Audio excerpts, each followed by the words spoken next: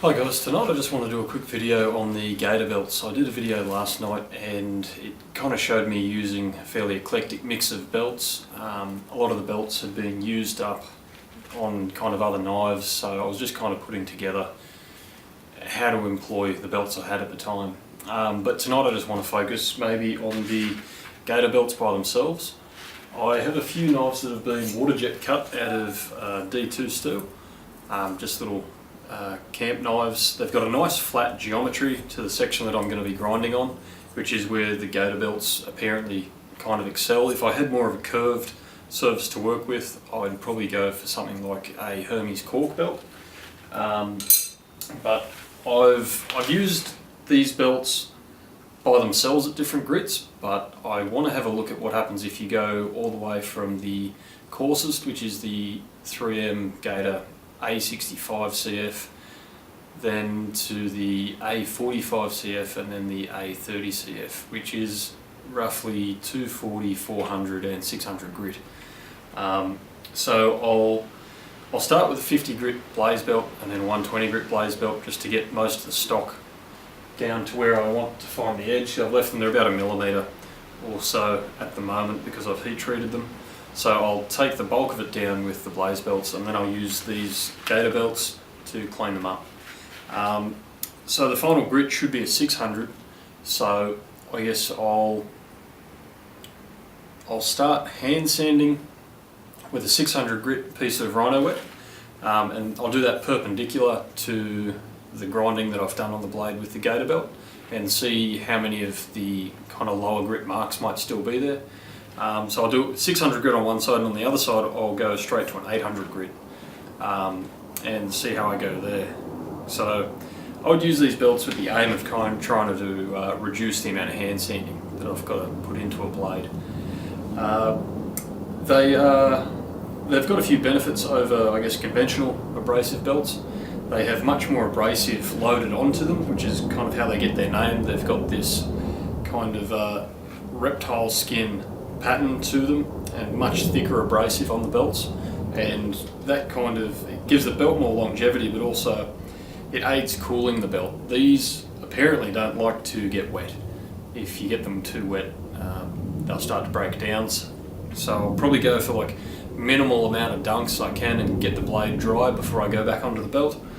I guess they could be subject to glazing over, but I assume because you've got so much abrasive there, you can just, you know, bust them up with a belt cleaner or a wire brush, something like that, and keep going. Yeah, so I'll get stuck into the grinding quickly and we'll see how they go.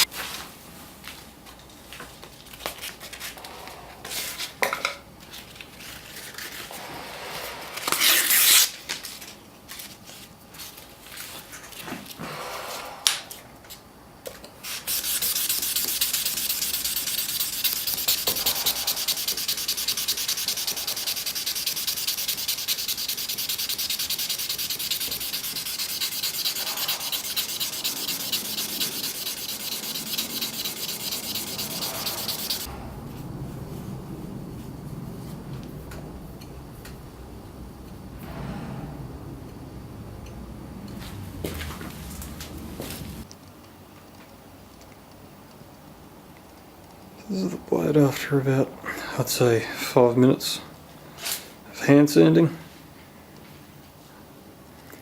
I think it's come up pretty well. Yeah, definitely.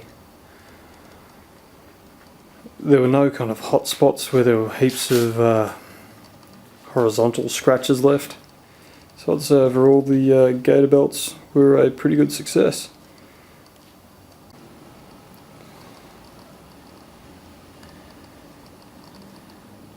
Yes, I would say if you want to cut down on some of the hand sanding, it probably does take a bit of practice with your belt grinder.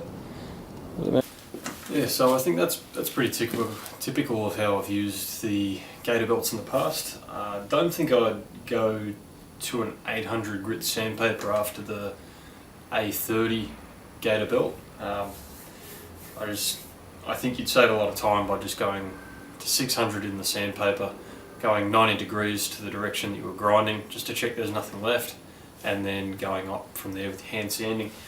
What I liked about the Gator Belts were the abrasive is fairly thick on the belt, and I found I could actually kind of ride it up into the shoulder of the blade, and I found I didn't have really a lot of hand sanding to do there with a sometimes I'll use a piece of brass rod or the stem of a screwdriver, wrap the wet and dry around that so I can get into the kind of contour on the inside of the ricasso or shoulder. Yeah, so if you're thinking of using them yourself, I'll put the link to them on Gameco's webpage in the description. Thanks.